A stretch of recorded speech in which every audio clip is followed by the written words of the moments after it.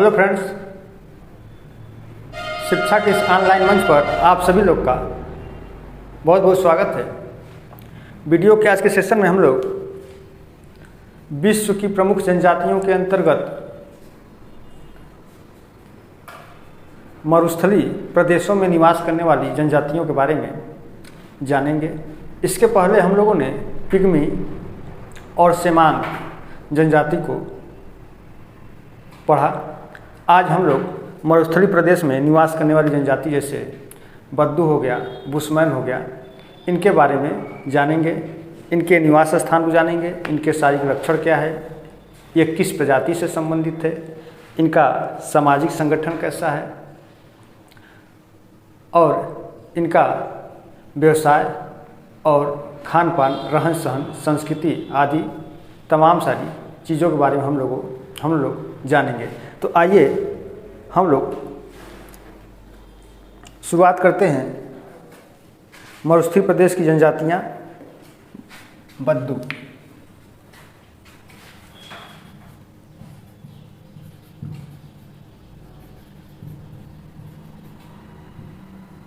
मरुस्थलीय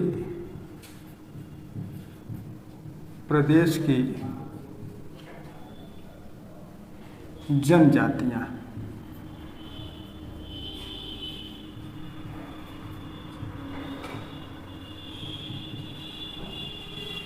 इनमें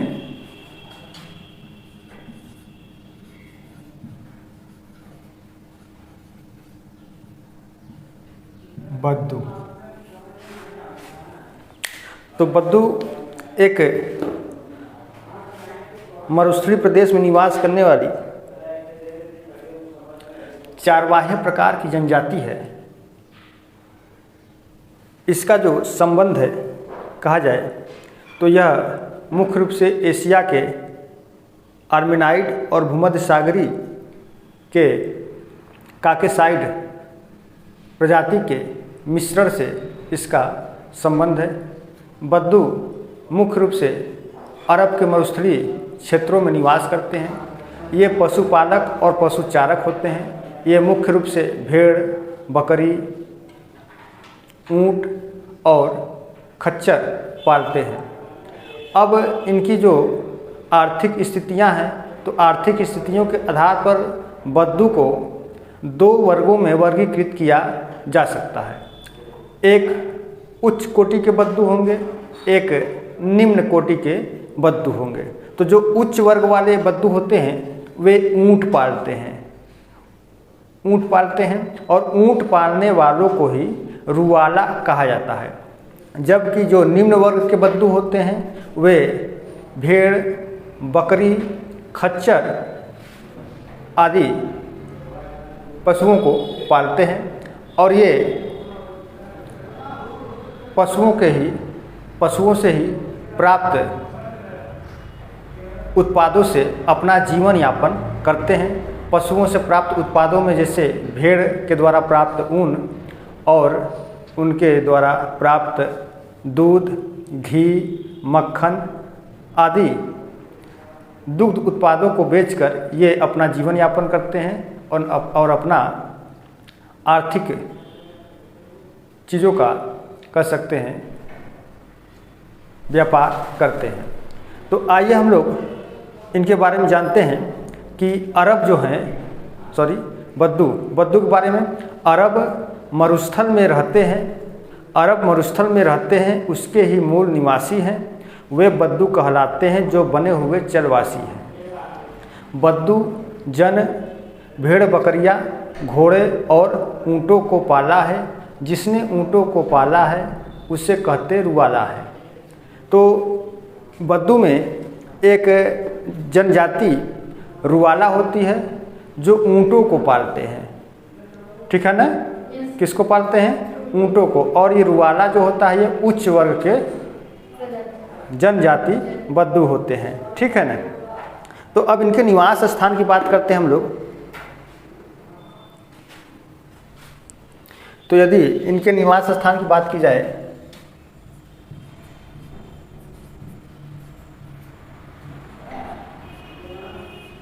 तो देखा जाए तो जो बद्दू हैं बद्दू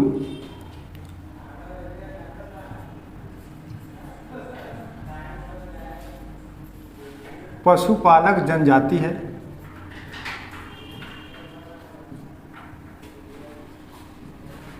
ठीक है ना, ये पशुपालक जनजाति है। ये अरब प्रायद्वीप के उत्तरी भाग में पाए जाते हैं। ये अरब प्रायद्वीप के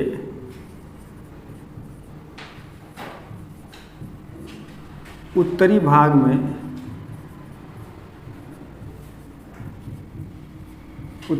में पाए जाते हैं।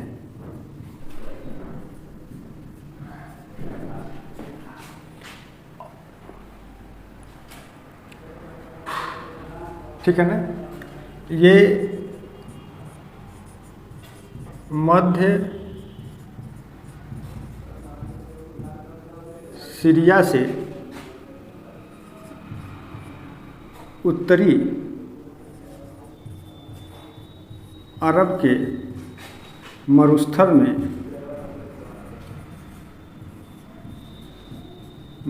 में फैले हैं।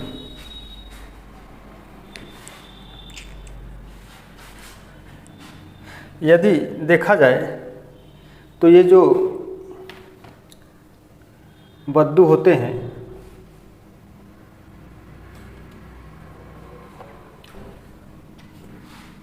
बद्दू प्रायः समूहों में रहते हैं। समूहों में रहते हैं। इन समूहों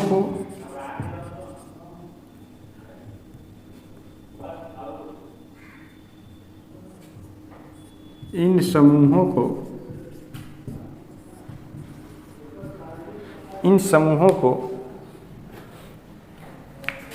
अनाजा कहा जाता है। क्या कहा जाता है? हाँ, अनाजा कहा जाता है। अनाजा कहा जाता है।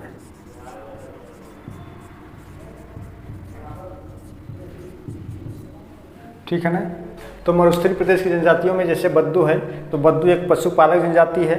ये अरब मरुस्थल के प्रदेशों में पाए जाते हैं और ये समूहों में रहते हैं। इनके समूहों को अनाजा कहा जाता है। ठीक ना, परीक्षा की दृष्टि से महत्वपूर्ण ये टर्मोलॉजी है। पूछ सकता है कि अनाजा का संबंध किससे है ना? तो उसी में 4 जनजाति दे देगा। बद्दू दे देगा, बुस्मैन दे देगा, पिग्मी दे देगा और मान लेते हैं सेमांग दे देगा। तो यहाँ पर कन्फ्यूजन हो सकता है ना। तो ये जो अनाजा है, इसको आप लोग अच्छे से दिमाग बैठाइए कि जो अनाजा होता है, ये बद्दू के समूहों को अनाजा कहा जाता है। ठीक है ना। अब देखा जाए तो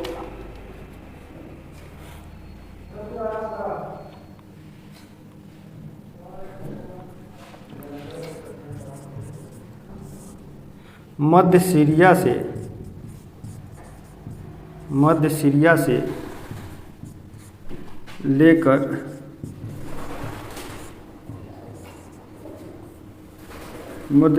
लेकर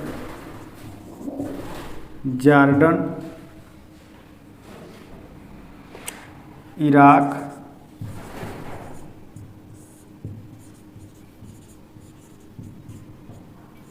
सऊदी अरब, मध्य सीरिया से लेकर जॉर्डन, इराक, सऊदी अरब,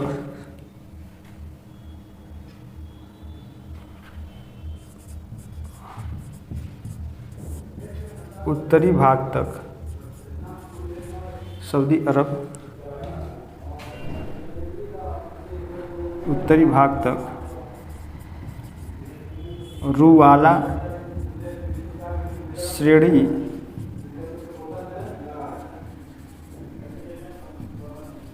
फैली हुई है।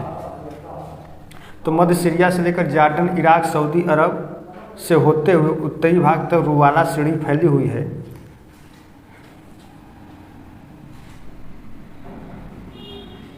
इसी के नाम पर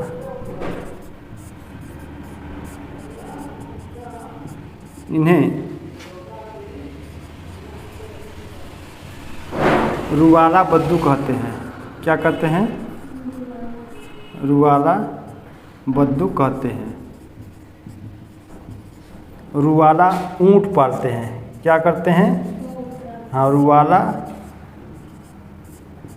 ऊँट पालते हैं।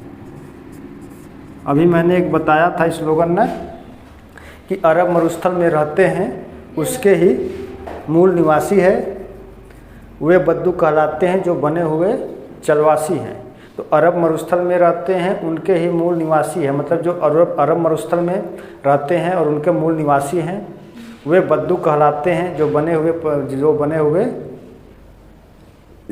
चलवासी हैं ना। तो ये लोग क्या करते हैं? चलवासी यानी कि पशु पालन करते हैं, पशुचारण करते हैं। मुख्य रूप से ये अरब मरुस्थल में रहते हैं।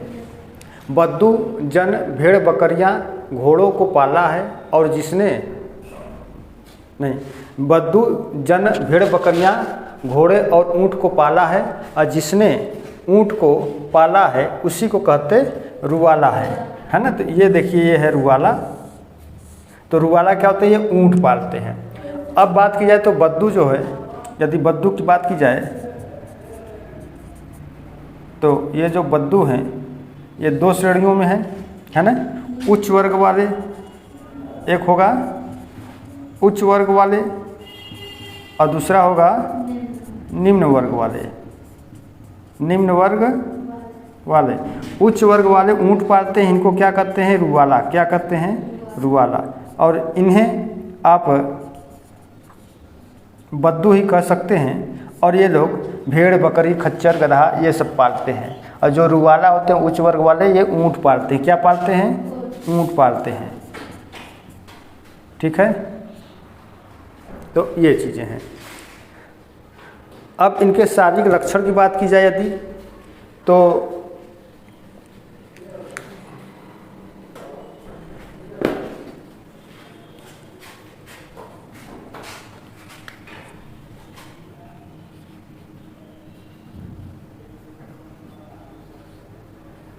शारीरिक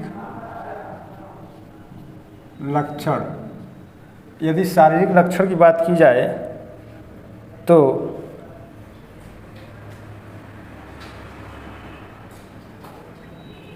ये आर्मीनाइट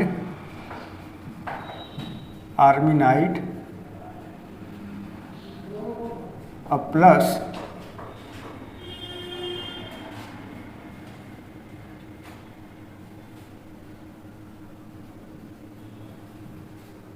भूमध्य सागरी काकेसाइड यहाँ दिखाई देगा। ज़्यादा हो गया? भूमध्य सागरी काकेसाइड,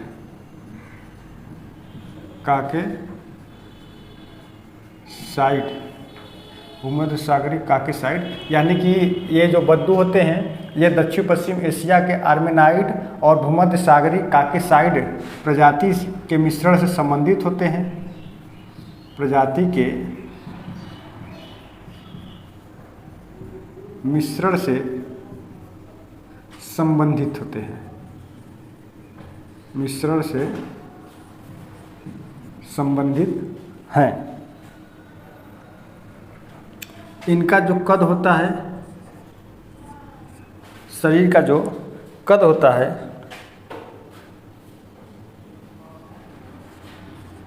एक 160 से 167 सेंटीमीटर होता है। चेहरा लंबा, जो चेहरा होता है, चेहरा लंबा होता है। बाल और आँख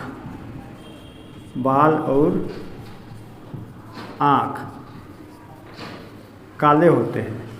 बाल और आँख क्या होते हैं? काले होते हैं।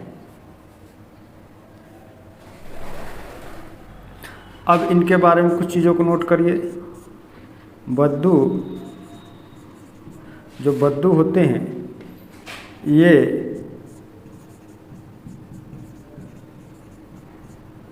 मौसमी प्रवास करते हैं। क्या करते हैं? मौसमी प्रवास करते हैं और इनके मौसमी प्रवास को और इन्हीं के मौसमी प्रवास को मौसमी प्रवास करते हैं। दूसरा चीज़ नोट करिए इसके बद्दू के विषय में, तो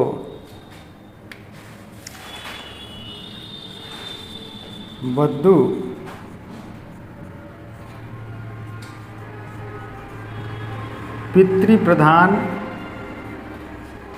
पितृप्रधान समाज होता है। क्या होता है? हाँ, पितृप्रधान समाज का मतलब जानती हो? हाँ, मुख्य रूप से पुरुष ही मुखिया होगा, है ना। अब इसके बाद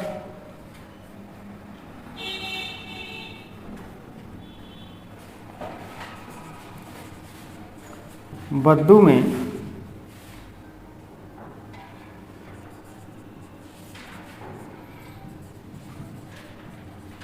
बहुविवाह का प्रचलन है। ये लोग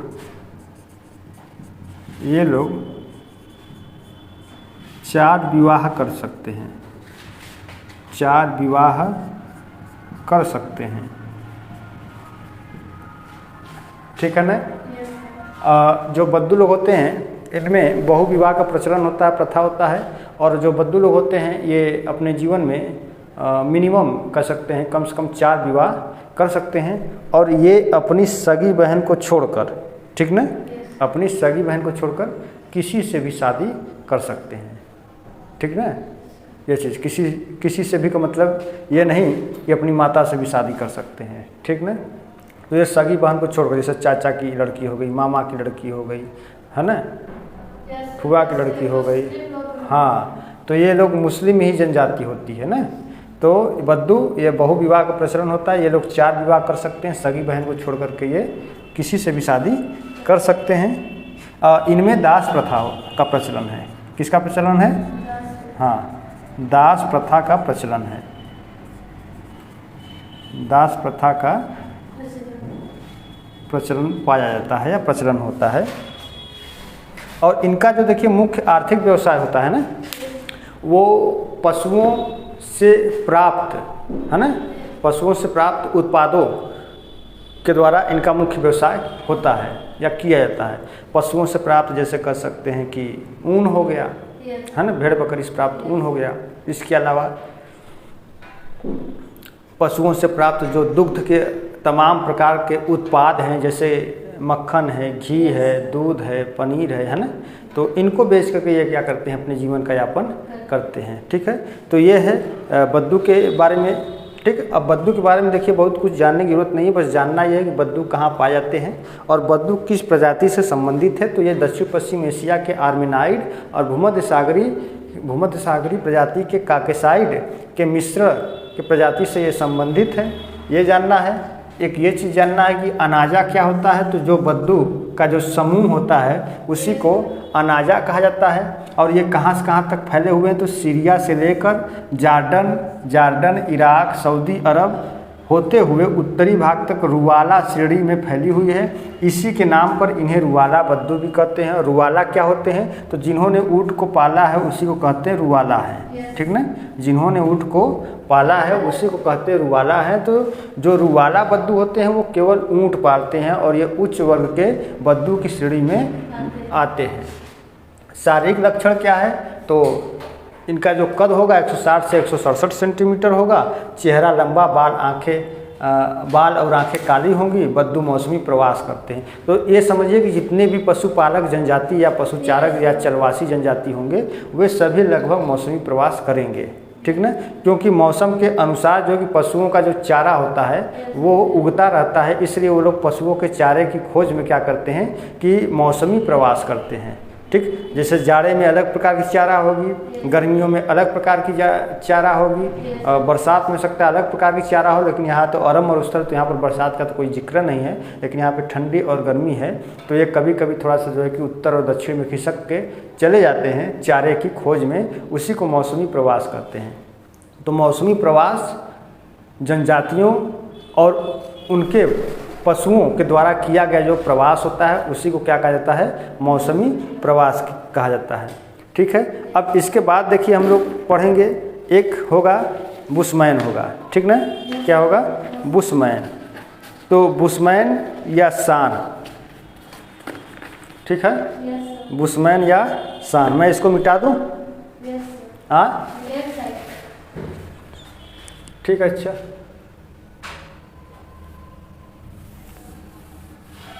तो ये जो बुशमैन है ये कालाहारी मरुस्थल में पाए जाने वाली जनजाति होती है, ठीक ना।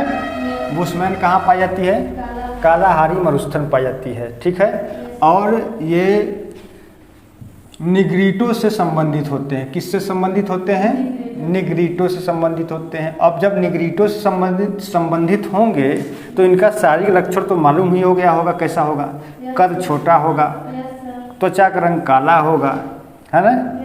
ये इनके होंठ जो है थोड़े मोटे होंगे, बाल घुंघराले हो सकते हैं, ठीक है ना।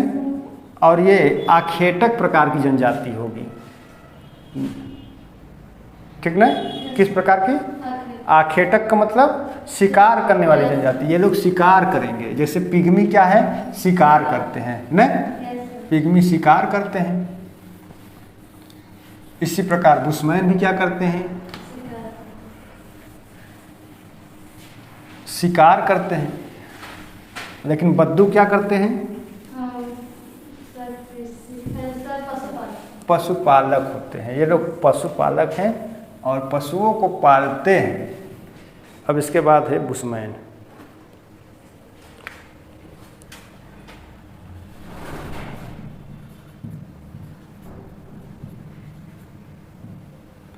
बुशमैन या इसी को शान कहा जाता है। क्या कहा जाता है, शान कहा जाता है, ठीक ना। तो ये कहाँ पाए जाते हैं, हाँ, दक्षिण अफ्रीका के कालाहारी मरुस्थल में बुशमैन पाए जाते हैं, ठीक है ना। ये एक प्रकार की आखेटक जनजाति है। देखिए बुशमैन कालाहारी दक्षिण अफ्रीका के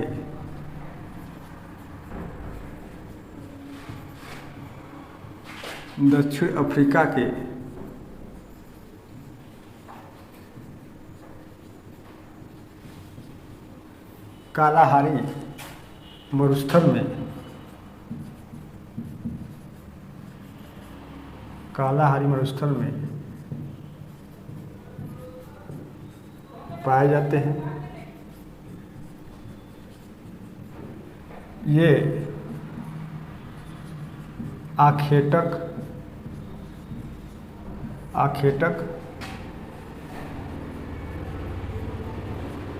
जनजाति होती है।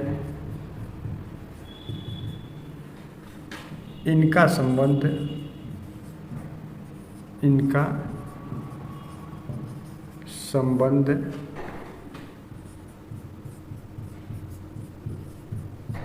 निग्रिटो प्रजाति से होता है या निग्रिटो प्रजाति से है।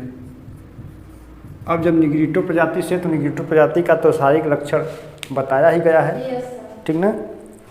तो उसको लिखने की ज़रूरत नहीं है, मैं केवल बोल दूंगा। निग्रिटो प्रजाति से इनका संबंध निग्रिटो प्रजाति से है। तो जो निग्रिटो प्रजाति होंगे वे छोटे कद के होंगे, काले रंग के होंगे, ठीक है, बाल घुंघराले होंगे, होंठ मोटे होंगे, ठीक है ना। यही सब उनका जो है कि शारीरिक लक्षण है, ठीक। अब बुशमैन और हॉटेनटॉन ये दो चीज़ें होती हैं, ठीक है ना। तो इनको एक फिगर के माध्यम से देख लिया जाए तो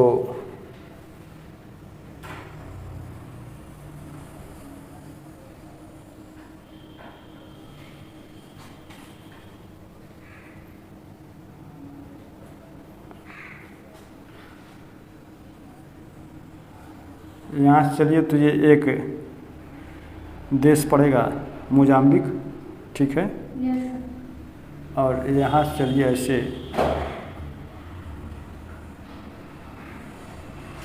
तो ये एक देश पड़ जाएगा नामीबिया, और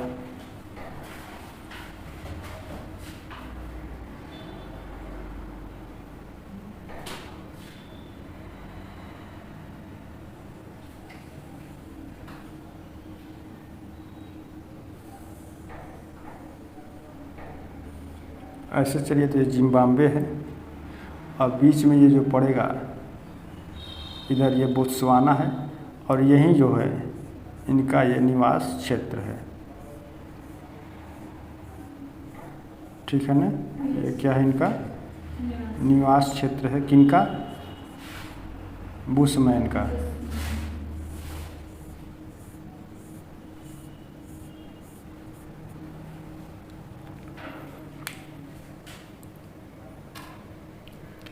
थोड़ा सा ये और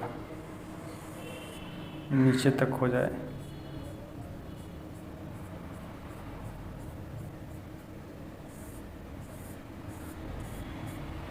ठीक है, तो अब देखा जाए तो ये जो है आपका मोजाम्बिक है। ये कौन सा देश है, मोजाम्बिक। कौन सा देश है, मोजाम्बिक है। ये कौन सा देश है, जिम्बाब्वे है। ये कौन सा देश है, बोत्सवाना है। क्या है, बोत्सवाना है। इधर कौन सा देश है, नामीबिया है। ये कौन सा है, नामीबिया। इसके ऊपर अंगोला है। क्या है ये, अंगोला है। ठीक है, और ये नीचे जो ये दक्षिण अफ्रीका, ये क्या है, तो दक्षिण अफ्रीका। तो इसी के नीचे में देखेंगे तो ये जो आपका जनजाति है बुशमैन, तो बुशमैन के नीचे ही यहाँ देखेंगे तो ये भी एक जनजाति है ना। इसको हाटिनटान कहा जाता है। क्या कहा जाता है, हाँ, हाटिनटान। ये बुशमैन से ही संबंधित होते हैं, हाटिनटान। कभी कभी इनको हम बुशमैन हाटिनटान भी कह देते हैं। ठीक है ना, तो ये है हाटिनटान। ये क्या है, हाटिनटान। और ये क्या है, बुशमैन है। ठीक है ना, ये बुशमैन है।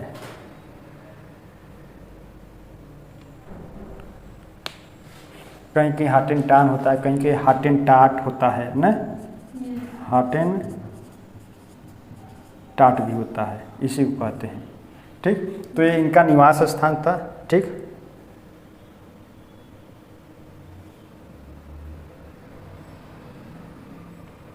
अब इनके हम भोजन की यदि बात करें तो देखिए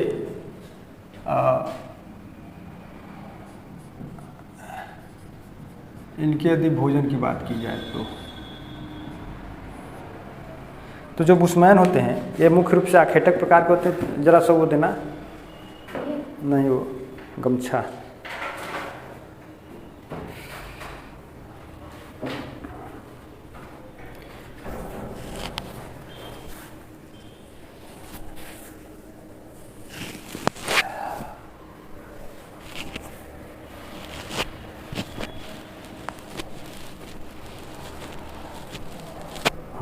तो जो बुशमैन होते हैं ना, ये एक आखेटक प्रकार की जनजाति होती है। तो इनका जो भोजन होगा मुख्य रूप से शिकार से संबंधित होगा, और ये लोग शिकार करके अपना भोजन प्राप्त करते होंगे। पशुओं का शिकार करते हैं, जानवरों का शिकार करते हैं, और इसके साथ साथ ये लोग फल फूल कंदमूल इन सब चीज़ों का भी ये क्या करते हैं, प्रयोग करते हैं। तरबूजों का भी ये लोग प्रयोग कर लेते हैं खाने के रूप में, और जब तरबूज खाते तो इनको खाद्य पदार्थ के साथ साथ पेय पदार्थ भी प्राप्त हो जाता है। ठीक है, इसके अलावा जब ये कभी बड़े जानवरों का शिकार करते हैं, जैसे कह सकते हैं कि सूअर हो गया है ना, भेड़ हो गया, जंगली गधा हो गया, इन सब का जब ये शिकार करते हैं तो ये लोग खूब भरपेट एकदम खाना खाते हैं। इतना खाना खा लेते हैं कि इन लोगों से चला फिरा नहीं जाता है, और फिर कई दिनों तक खाना नहीं खाते हैं। तो कहने मतलब है कि इनको जब भोजन मिलता है तो खूब भरपेट खाना खाते हैं। और कभी कभी ऐसी स्थिति आ जाती है कि ये लोग भोजन नहीं खा पाते हैं, क्योंकि ये मरुस्थलीय प्रदेशों में रहते हैं, है ना। तो मौसमी स्थितियों के कारण इनको कभी कभी भोजन बहुत अधिक प्राप्त हो जाता है, तो कभी कभी बिल्कुल नहीं प्राप्त हो पाता है। चूँकि उष्ण वाला क्षेत्र होता है, तो यहाँ पर आप जो है कि किसी भी मांस को आप अधिक दिनों तक स्टोर करके नहीं रख सकते हैं। जबकि ठंडे प्रदेश होता है तो ठंडे प्रदेशों में आप किसी भी चीज़ को कई दिनों तक स्टोर करके रख सकते हैं, तो इसलिए ख़राब होने का चांस ज़्यादा रहता है यहाँ पर। तो ये लोग तुरंत खाने का जो कोशिश करते हैं, और कभी कभी ये लोग बिल्कुल नहीं खा पाते हैं। तो इसी प्रकार कहा गया है कि जो बुशमैन होते हैं या तो खूब खाना ही खाते हैं या तो भूखों मरते रहते हैं। तो इनका ये भोजन ये हो गया। इसके अलावा यदि बात की जाए तो चींटी और दीमक, है ना, चींटी और दीमक। तो चींटी, दीमक और उनके अंडे को ये लोग चावल के रूप में खाते हैं। जैसे हम लोग चावल खाते हैं तो ये लोग चींटी, दीमक और उसके अंडे को चावल समझ के खाते हैं, है ना। अब बहुत चाव से खाते हैं, बहुत प्रिय भोजन होता है इनका, दीमक, चींटी और उनका अंडा। हम लोग खा लेंगे। हाँ, देखिए ये सब जनजातियाँ हैं, ठीक ना। इसके अलावा क्या करते हैं कि ये लोग जो बुशमैन होते हैं तो ये अपने शरीर पर कह सकते हैं कि जानवरों की चर्बी और मिट्टी के लेप को बना करके अपने शरीर पर जो है कि पोत लेते हैं, लगा लेते हैं, और उस कारण से कई दिनों तक नहाते नहीं हैं। और क्या होता है कि इन्हें जंगली जानवरों और जंतुओं से, छोटे छोटे कीड़े मकोड़ों से उन लेप के द्वारा इन्हें सुरक्षा महसूस होती है। यानी कि इनको बिच्छू मार देगा तो भी असर नहीं करेगा, सांप काट लेगा तो भी असर नहीं करेगा, और कुछ अन्य छोटे छोटे कीड़े मकोड़े हैं उनका भी इस पर असर नहीं करता है। तो ये इनका जो है कि रहन सहन रहा, एक तरीके से भोजन था, ठीक है। तो भोजन के रूप में ये लोग अधिकतर कह सकते हैं कि या तो खूब भरपेट खाना खाते हैं या तो खाना से भेंट नहीं हो पाता है, ठीक ना। दीमक को बुशमैन राइस कहा जाता है ना। दीमक को क्या कहा जाता है? दीमक को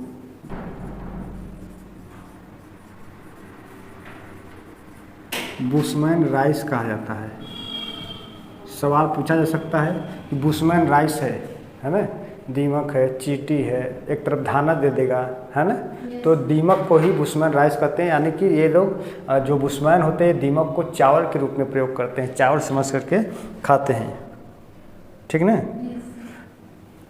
अगला है एक शब्द है बूचर। क्या शब्द है? बूचर। अभी मैंने बताया कि जो बुशमैन होते हैं वे अपने शरीर पर जानवरों के चर्बी और मिट्टी के लेप को लगा लेते हैं और उनको सुरक्षा प्रदान हो जाती है। तो इसी वस्त्र को ही बूचर कहा जाता है। एक प्रकार से वो उनके लिए वस्त्र ही होता है। वो पूरे शरीर पर पोत लेंगे, ये जानवरों का चर्बी और मिट्टी का लेप पोत लेते हैं, और बहुत जो है कि वो कठोर हो जाता है, सूखने के बाद लोहा जैसा हो जाता है एकदम ना। इन्हीं को हम क्या कहते हैं? बूचर कहते हैं, ठीक है ना। तो क्या होता है कि जानवरों की चर्बी और प्लस मिट्टी का लेप। क्या होता है? मिट्टी का लेप। अच्छा, मैंने बताया कि बहुत कठोर हो जाता है ना।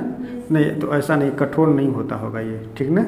यदि कठोर हो जाएगा तो ये चल फिर नहीं पाएंगे, है ना।